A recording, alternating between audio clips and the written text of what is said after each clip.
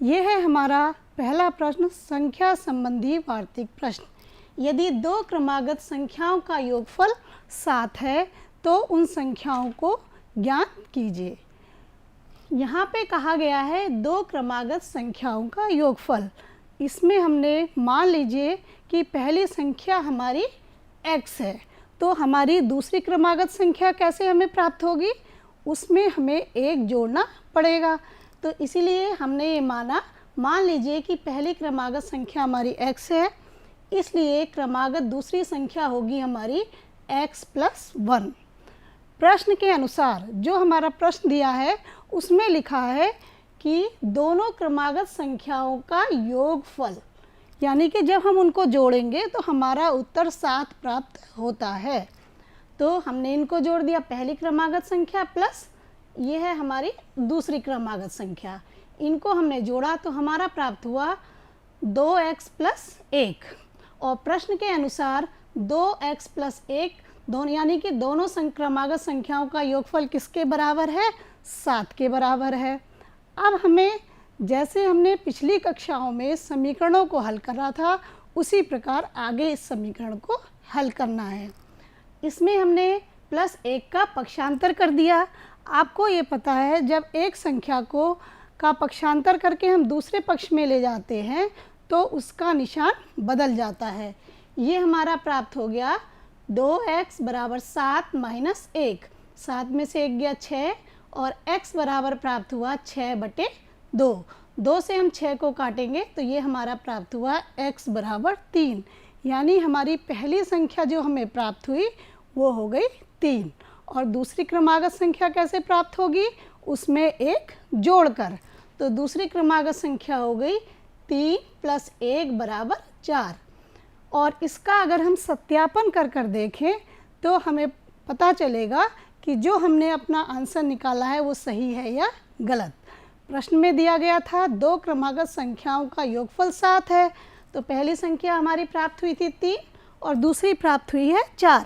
जब हम 3 और 4 को जोड़ते हैं तो इसका योगफल 7 है, यानी कि जो दिया गया योगफल है वो हमारा सही है। तो इस प्रकार हम संख्या संबंधी प्रश्नों को हल करते हैं। दूसरा है, प्रबोध कुमार ने अपनी संपत्ति का 1/3 भाग अपने पुत्र को और 1/5 भाग अपनी पुत्री को तथा शेष भाग अपनी पत्नी को दिया। यदि पत्नी के भाग का मूल्य 42,000 रुपये हो तो प्रबोध कुमार के पास कितने रुपए की संपत्ति थी। तो हमें पहले ये ज्ञात करना है कि प्रबोध कुमार के पास कितने रुपए की संपत्ति थी। जो चीज़ हमें ज्ञात करनी होती है हम उसे मान लेते हैं। मान लीजिए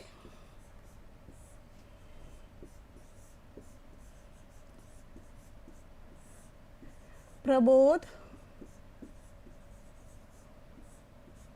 कुमार के पास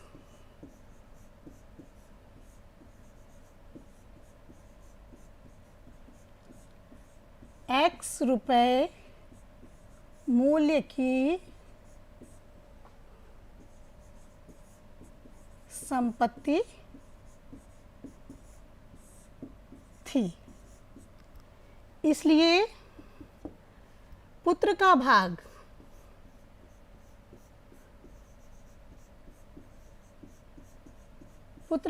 होगा हमारा x का 1/3 बराबर हो जाएगा ये x/3। पुत्री का भाग बराबर x का 1/5 बराबर x/5। यहाँ तक क्लियर हो गया। अब हमें निकालना है पत्नी का भाग। तो पत्नी का भाग बराबर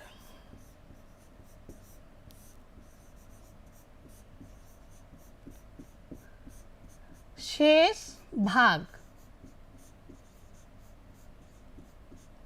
ये आपका आएगा बराबर, कुल संपत्ति थी x की, इसमें से हम घटाएंगे x/3 प्लस x/5।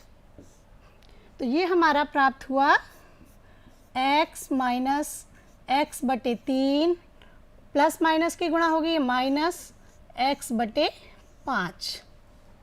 अब हमारा प्रश्न ये कह रहा है कि पत्नी का जो भाग है वो कितना है, 42,000 रुपये। यानी कि ये जो हमारा प्राप्त हुआ ये बराबर है 42,000 रुपये के बराबर है। तो ये हमारा हो गया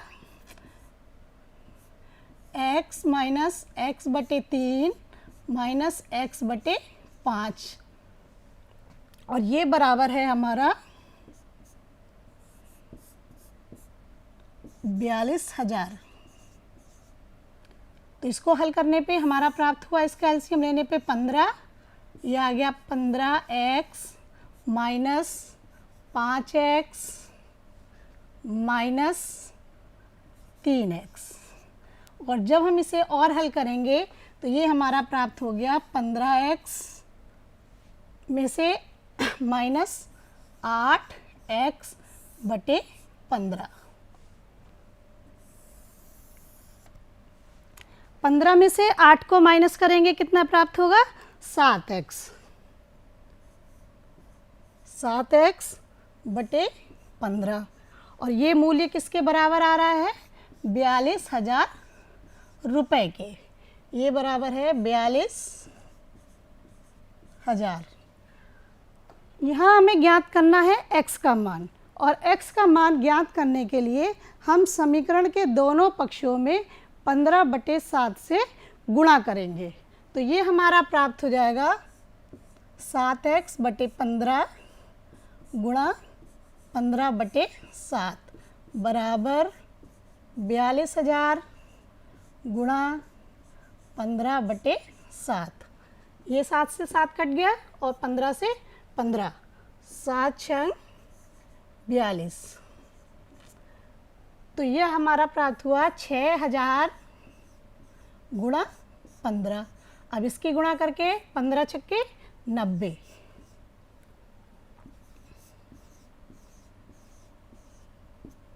90,000 रुपये। यानी कि प्रबोध कुमार के पास कुल कितनी संपत्ति थी, 90,000 रुपये मूल्य की संपत्ति थी। तो इस प्रकार हम इन समीकरण वाले सवालों को हल करेंगे।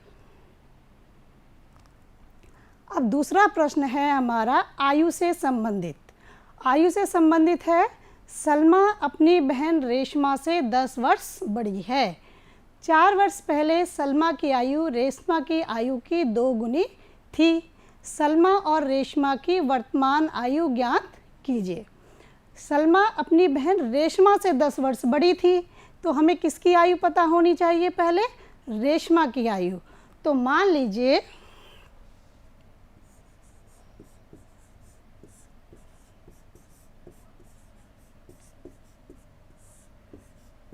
रेशमा की आयु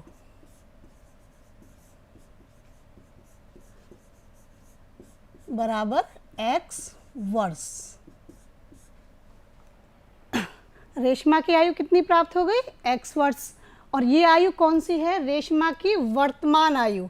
यहाँ पे हम और लिखेंगे वर्तमान आयु। इसलिए सलमा की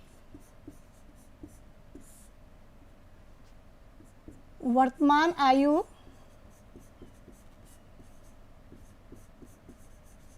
बराबर x + 10 वर्ष, क्योंकि सलमा रेशमा से 10 वर्ष बड़ी है। अब प्रश्न में कह रहा है 4 वर्ष पहले, इस समय रेशमा की आयु अगर x वर्ष है तो 4 वर्ष पहले कितनी रही होगी, जो इस समय आयु है उससे 4 वर्ष कम। तो 4 वर्ष पहले रेशमा की आयु,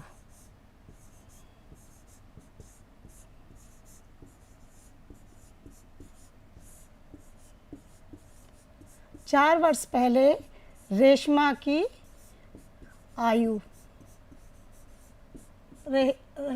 थी हमारी x - 4 वर्ष, और 4 वर्ष पहले सलमा की आयु कितनी रहेगी, सलमा की आयु बराबर हो जाएगी x + 10 - 4। 4 वर्ष पहले रेशमा की आयु कितनी हो गई, x - 4। तो सलमा की आयु भी तो 4 वर्ष पहले कम ही रही होगी, और इस समय सलमा की आयु है हमारी x + 10 वर्ष, तो 4 वर्ष पहले हो गई इसकी x + 10 - 4, ये हमारी बराबर आ गई x बराबर 6 वर्ष।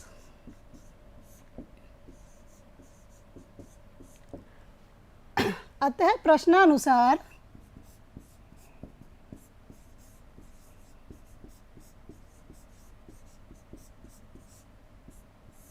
सलमा की आयु ये होगी हमारी x + 6, x + 6 बराबर, ये कह रहा है 4 वर्ष पहले सलमा की आयु थी x + 6, ये है x + 6। रेशमा की आयु कितनी है x - 4 की 2 गुनी थी। x - 4 को हम कितने से गुणा करेंगे, 2 से गुणा कर देंगे, तो ये हमारा प्राप्त हो गया x + 6 बराबर 2x - 8। यहाँ हम 6 का और 2x का दोनों का क्या करेंगे, पक्षांतर करेंगे, तो पक्षांतर करने पे 2x को उधर ले जाएंगे और 6 को हम इधर लाएंगे। जब हम पक्षांतर करेंगे तो दोनों के निशान भी हमारे बदल जाएंगे। ये हमारा प्राप्त होगा x - 2x बराबर -8, और जब 6 इधर गया तो -6, x - 2x ये घटेंगे तो ये हमारा क्या प्राप्त होगा, -x बराबर, माइनस और माइनस क्या होते हैं, जुड़ जाते हैं, तो ये हमारा प्राप्त होगा -14।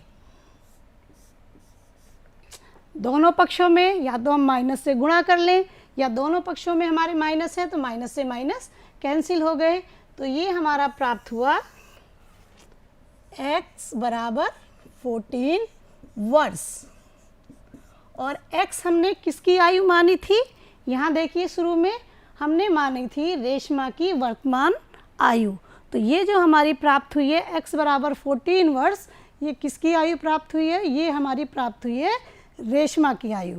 तो सलमा की आयु अब कितनी हो गई, सलमा की वर्तमान आयु रेशमा से 10 वर्ष बड़ी है, तो सलमा की आयु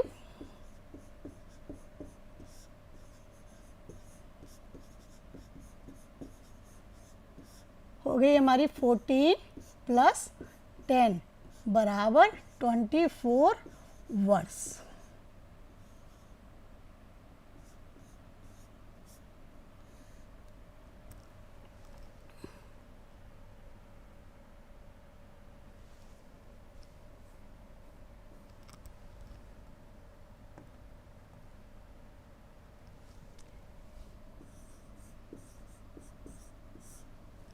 ये क्लियर हो गया।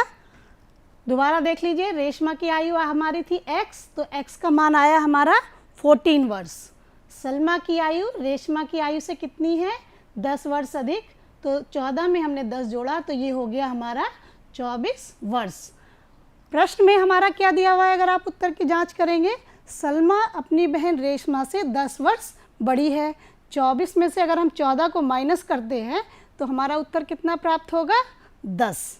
तो इससे हमें पता चलता है कि जो हमारा उत्तर प्राप्त हुआ है वो सही है। तो ये था हमारा आयु संबंधी प्रश्न।